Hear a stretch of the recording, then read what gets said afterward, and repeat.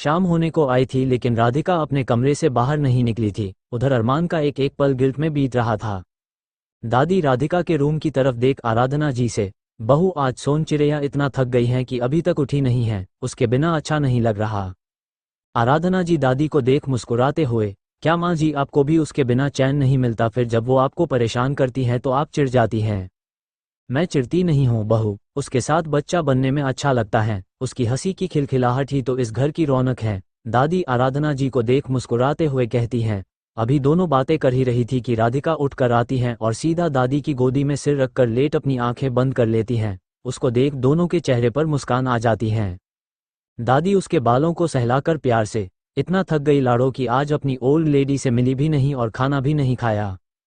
उनकी बात सुनकर राधिका धीरे से, सॉरी ओल्ड लेडी, लेकिन एग्जाम आ रहे हैं ना इसलिए थोड़ा परेशान थी और फिर कॉलेज में भी एक्स्ट्रा क्लासेस थी इसलिए थक गई, आगे से कभी ऐसा नहीं होगा। दादी प्यार से उसके माथे को चूम लेती हैं और उसको देख, परेशान क्यों होती हैं सोन चिड़ैया, तेरी ओल्ड लेडी की अच्छी अच्छी विशेष तेरे साथ हैं, मेरी लाड़ो हमेशा कामयाब होगी। उनकी बात सुनकर राधिका भी मुस्कुरा देती हैं और फिर टीवी देखने लगती हैं। रात में जैसे ही डोर बेल बजती है राधिका झट से जाकर गेट खोलती हैं और वीरेन जी और शिवांग को देख मुस्कुरा देती हैं। वीरेन जी उसके सिर पर प्यार से हाथ फेरते हैं तो राधिका मुस्कुरा देती हैं, फिर वो शिवांग को देख उसकी पीठ पर चढ़ जाती हैं। उसको ऐसे देख दादी और आराधना जी सुकून में आ जाते हैं, क्योंकि जैसे दोपहर में राधिका ने किया था तो वो डर गई थी कि पता नहीं क्या हुआ है उसे, लेकिन अब उसको नॉर्मल देख वो भी मुस्कुराने लगती है। खाना खाने के बाद राधिका अपने रूम में बैठी पढ़ रही थी। शिवांग हमेशा की तरह उसके रूम में आता है और उसको पढ़ते देख मुस्कुराते हुए उसके पास बैठ उसके सर पर हाथ फेर प्यार से, क्या हुआ है सोना? उसकी बात सुनकर राधिका जबरदस्ती मुस्कुराते हुए, कुछ नहीं भाई। कुछ तो हुआ है बेटा, तेरी आंखें बता रही हैं कि कुछ तो जरूर हुआ है। शिवांग उसको गौर से देखते हुए कहता है। उसकी बात सुनकर राधिका आगे बढ़ उसके सीने से लग जाती है और उस पर पकड़ कस लेती है। उसके दिमाग में बस उस लड़के का दुपट्टा खींचना और अरमान का मारना याद आ रहा था। वो लड़की कैसे बेबसी से खड़ी रो रही थी और कैसे पूरा कॉलेज खड़ा तमाशा देख रहा था। राधिका को ऐसे देख शिवांग उसके बालों को सहलाते हुए, बच्चा क्या बात है, अपने भाई को नहीं बताएगी?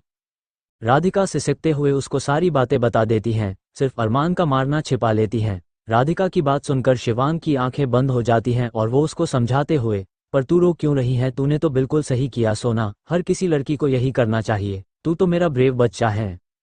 राधिका उसकी आंखों में देखती है तो शिवांग उसके आंसू साफ करके, रोने की कोई जरूरत नहीं है, तूने कुछ गलत नहीं किया, मुझे फक्र है मेरी सोना पर, जहां सब तमाशा देख रहे थे वही मेरी सोना ने हिम्मत करके उस लड़की की इज्जत को बचाया है, चल रोना बंद कर। राधिका उसकी बात सुनकर हाँ में सिर हिला देती है तो शिवांग उसको देख, चल अब शांत हो जा और गहरी गहरी सांस ले और अपनी पढ़ाई पर ध्यान दे, और हाँ जल्दी सो जाना, तुझे कल कॉलेज भी जाना है। जी भाई। शिवांग उसके सिर पर हाथ फेर कर चला जाता है। राधिका अपनी पढ़ाई पर ध्यान लगा देती हैं। लगभग 1 घंटे बाद राधिका बुक बंद करके बेड पर आ जाती है, तभी उसकी नज़र अपने मोबाइल पर जाती है। उसको देख वो हाथ उठाकर फ़ोन उठाती हैं और उसको ऑन करती हैं। फ़ोन ऑन करते ही उसमें नोटिफिकेशन आना स्टार्ट हो गए थे, क्योंकि उसका फ़ोन 4-5 घंटे से बंद था। राधिका देखती हैं तो उसमें अरमान के ढेर सारे मिस्ड कॉल थे, कुछ अनिरुद्ध और कुछ श्रुति के भी थे। अरमान के कुछ मैसेज भी थे जिसमें बस सॉरी और सॉरी वाले ढेर सारे इमोजी थे। राधिका सबको स्वाइप कर देती हैं और किसी और पर अपना ध्यान लगा देती हैं। अभी वो कुछ कर ही रही थी कि उसका फ़ोन बजता है। राधिका नज़रें उठाती है तो अरमान का नाम देख फ़ोन कट कर देती है। अंडरस्को। इधर अरमान अपना फ़ोन देखते हुए परेशानी से, प्लीज़ न राधिका, एक कॉल तो उठा ले, मैं मानता हूँ मेरी गलती है लेकिन प्लीज़ एक बार बात कर ले प्लीज़, कहकर फिर से कॉल करता है तो अब राधिका का फ़ोन स्विच ऑफ आ रहा था। अरमान एक नज़र फ़ोन को देख अपना फ़ोन साइड सोफे पर फेंक देता है और बेड पर उल्टा ही लेट जाता है। अंडरस्को। सुबह सब उठ चुके थे लेकिन राधिका अभी भी नहीं उठी थी। वीरेन जी पूजा करके वापस आते हैं तो राधिका को न देख, अरे आराधना आज सोना नहीं उठी क्या अभी तक? जी नहीं, अभी नहीं आई। आराधना जी उनकी चाय लेकर आती हैं, लेकिन वो तो जल्दी उठ जाती हैं माँ। शिवांग वहां आते हुए कहता है तो दादी सबको देख, अरे उसको पेपर आने वाले हैं, हो सकता है रात में देर तक जागी हो इसलिए आंख न खुली हो। उनकी बात सुनकर वाकई सब हाँ में सिर हिला देते हैं, लेकिन शिवांग आराधना जी को देख, माँ मैं देख कर आता हूँ एक बार, कहकर बिना किसी की सुने राधिका के रूम की तरफ बढ़ जाता है। शिवांग उसके रूम के पास आकर डोर नॉक करने के लिए जैसे ही हाथ रखता है, गेट अपने आप ही हल्का सा खुल जाता है। वो हैरान हो जाता है क्योंकि जहां तक वो राधिका को जानता था वो कभी गेट खोलकर नहीं सोती थी। शिवांग सोचता है कि शायद वो भूल गई होगी, इसलिए वो हल्के से गेट खोल अंदर आता है और राधिका को अभी तक सोता हुआ देख हैरान हो जाता है। वो उसके पास जाकर उसको देखता है तो राधिका बहुत सुकून से सो रही थी। वो उसके सिर पर हाथ फेरता है तो उसको गर्म महसूस होता है। उसकी आंखें हैरानी से बड़ी हो जाती हैं। वो उसके माथे को छूकर देखता है तो उसका माथा भट्टी की तरह तप रहा था। शिवांग राधिका को ऐसे ही सोते हुए छोड़ जल्दी से नीचे आता है और नीचे आकर परेशानी से, माँ सा, पापा, दादी, क्या हुआ शिव, ऐसे क्यों चिल्ला रहा है बेटा और इतना परेशान क्यों है? वीरेन जी उसको देखते हुए कहते हैं। पापा, सोना को बहुत तेज फीवर है, वो आंखें भी नहीं खोल रही, शिवांग परेशानी से और भरी आवाज में बोलता है। उसकी बात सुनकर वीरेन जी उसके कंधे पर हाथ रख, बेटा डॉक्टर को फोन करो, ऐसे परेशान होने से कुछ नहीं होगा, सिर्फ फीवर है, डॉक्टर दवाई देंगे और सोना ठीक हो जाएगी। शिवांग हाँ में सिर हिला देता है और डॉक्टर को फोन करने लगता है। तब तक आराधना जी ठंडा पानी और पट्टियां लेकर आती हैं और अपनी सांस के साथ राधिका के कमरे की तरफ बढ़ जाती हैं। आराधना जी उसके पास आकर बैठ जाती हैं। उनकी आंखें भी नम हो गई थी। उनकी हमेशा चहकने वाली सोन चिड़ैया आज खामोश होकर लेटी थी। दादी भी उसके दूसरी तरफ बैठ जाती हैं और उसके सिर पर हाथ फेरती रहती हैं। आराधना जी उसके माथे पर पट्टी रखना शुरू कर देती हैं। कुछ ही टाइम बाद डॉक्टर साहब भी आ जाते हैं। उनको देखकर आराधना जी हट जाती हैं। डॉक्टर साहब राधिका को चेक करते हैं तो उसका फीवर कम हो गया था।